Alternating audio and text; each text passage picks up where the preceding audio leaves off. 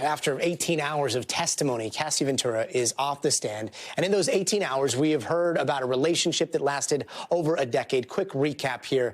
Cassie and Sean Diddy Combs reportedly started dating in 2007 after she became the face of the rapper's fashion label, Sean John. The next few years, the couple would start appearing at public events, go on trips together. There were rumors of both breakups and an engagement. And the two officially called it quits in 2018. Now, that's 2 years after the video at the Intercontinental. And we've also learned in the last few days, there is a lot to unpack from this relationship. So joining us now to put all of this into context for us is trauma and marriage family therapist Sanette Damon. Sanette, thank you so much for being with us.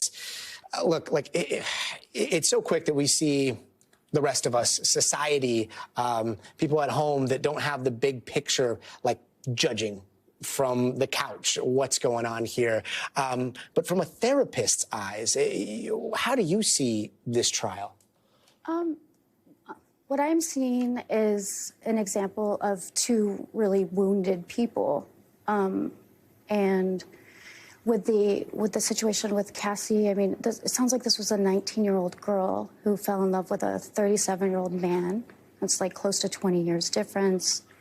They met in the late 90s, early 2000s, is my understanding. And she was with him for a very long time. So you think about like coercive control, a young girl, I'm sure all of us know people that are about 19, 18 years old, where they're at psychologically. And we know men that are in their 40s where they're at psychologically. And so I do kind of start there. Like, what was at the beginning of this relationship? Where were these two developmentally? And I'm sure he must have had some kind of wounds or traumas to even be in this position in the first place. We've all seen that video of what happened at the Intercontinental Hotel.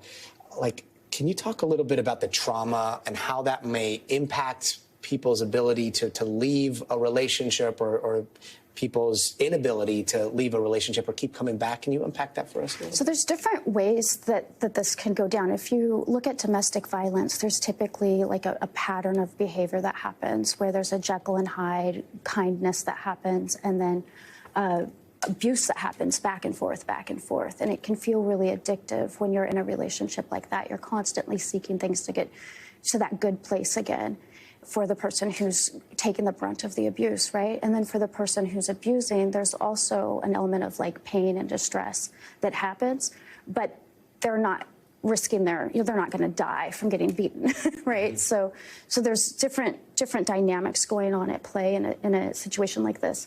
When I have a client who survived abuse, I typically start with looking at their experience as a whole, and then trying to figure out how to help them ground and navigate that trauma and come back into the present and find happier, healthier situations. I don't treat people who are criminals in different ways. Not to say that he's a criminal outright, but we did see him almost beat this woman. You know, he grabbed her by the hair and all of that. If someone were to come to me with those presenting issues, I would likely do like a Harris psychopathy assessment and see just kind of where they're at with their empathy, and then redirect them to something like dialectical behavior therapy. And real quick, there is a blast radius anytime something like this happens to so many other people involved. You know, people have been talking about how Cassie's now husband has been sitting there supporting her through this trial, what that family is living through. Sean Combs' family is there in attendance as well. All of those family members, both sides, are affected here.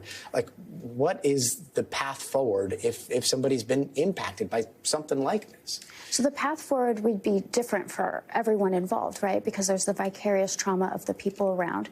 There's us just watching this, a sociological trauma of the reality that women are treated like this all the time. It's totally normalized. You look at what was in the media when these two met, started dating, the types of films, documentaries that were popular, Pimps Up, Hose Down, all of that, right? And then we come into the present, we're here how many years later? Like 20, 25, post-Me Too movement. This is a very different reality than when these two met.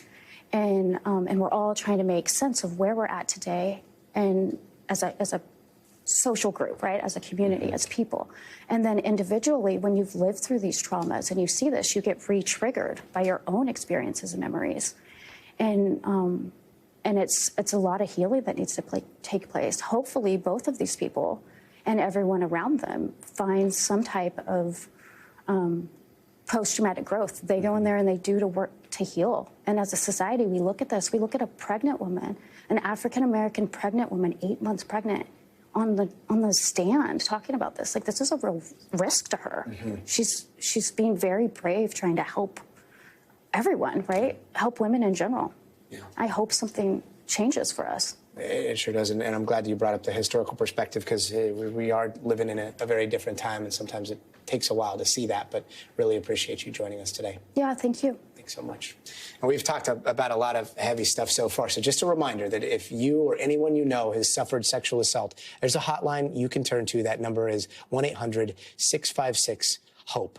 Thanks for watching. Stay updated about breaking news and top stories on the NBC News app, or follow us on social media.